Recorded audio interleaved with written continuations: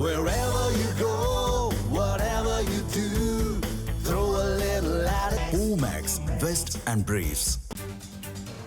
சென்னை கோயம்பேட்டில் ஆட்டோ ஓட்டுநர் கணேசன் ஓட அறிவாளால் வெட்டப்பட்ட விவகாரத்தில் 5 பேர் சரணடைந்திருக்கின்றனர். அண்மை செய்தியாக பார்த்துக் கொண்டிருக்கிறோம். இது குறித்த முழு விவரங்களை வழங்க செய்தியாளர் வினோத் நம்மோடு இணைப்பில் காத்திருக்கிறார். வினோத், வணக்கம். முழு விவரங்கள். வணக்கம் நவீனா. கோயம்பேட்டில் ஆட்டோ ஓட்டுநரை ஓட விரட்டி வெட்டிய வழக்கில் 5 பேர் கோயம்பேடு காவல் நிலையத்தில் சரணடைந்திருக்கிறார்கள்.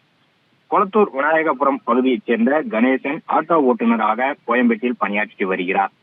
இவர் முன்பு குற்றவாளியாக இருந்த இவர் தற்பொழுது திருந்தி வாழ்ந்து வந்ததாக கூறப்படுகிறது.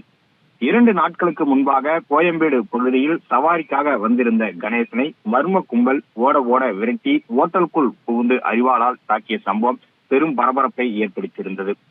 கடுமையாக காயமடைந்த கணேசன் கீழ்ப்பாக்கம் அரசு மருத்துவமனையில் சிகிச்சை பெற்று வரக்கூடிய நிலையில் இந்த சம்பவம் தொடர்பாக கோயம்பேடு போலீசார் வழக்கு பதிவு செய்து விசாரணை என்பதை மேற்கொண்டு வந்தனர். இந்த நிலையில் கொளத்தூரைச் சேர்ந்த விக்னேஷ், சின்ன ஜீவா, சீனிவாசன், பெரிய கருப்பு, முத்தையா ஆகிய 5 பேர் நேற்று கோயம்பேடு காவல் நிலையத்தில் சரண் என்பதை அறிந்திருக்கிறார்கள்.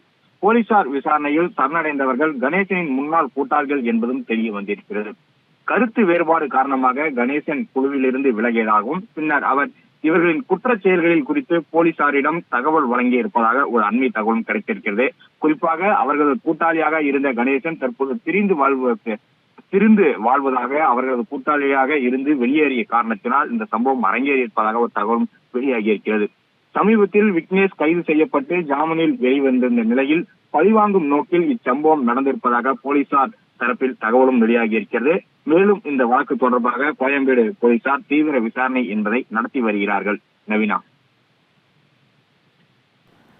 முழு விவரங்களுக்கு நன்றி வினோத்.